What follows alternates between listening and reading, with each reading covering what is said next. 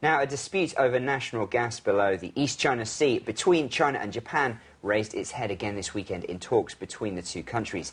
Japanese Foreign Minister Katsuya Okada told his Chinese counterpart Yang Jiechi that Tokyo would take action if China violated a 2008 agreement on joint gas exploration projects.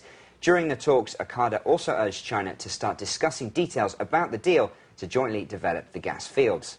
Well, although the two countries reached a broad agreement in 2008 on the joint development of resources, progress has been slow, and Japan has accused China of drilling for gas in violation of the agreement. Okada warned that Japan might start its own drilling if China violated the agreement.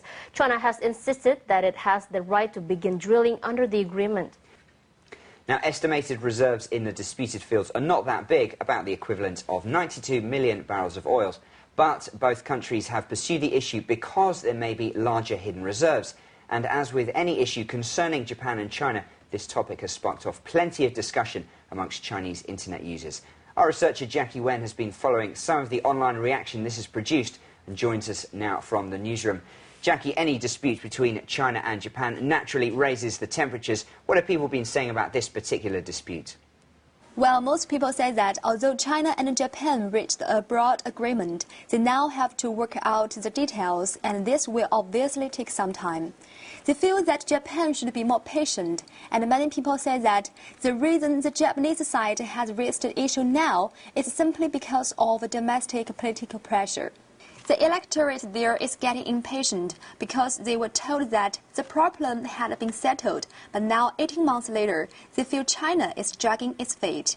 On the other hand, many internet users recognize that if the Chinese government does start joint development with Japan, it will not go down well at home.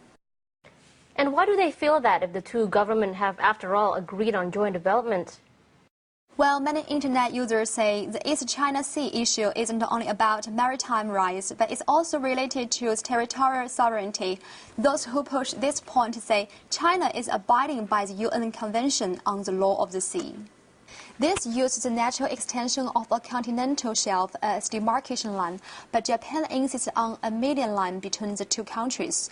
They feel China has already made concessions and say Japan's attitude amounts to provocation and it is aimed at grabbing resources. Some even link it to Japan's claim to the Diaoyu Islands, which it calls the Senkaku Islands, and which are also disputed between China and Japan.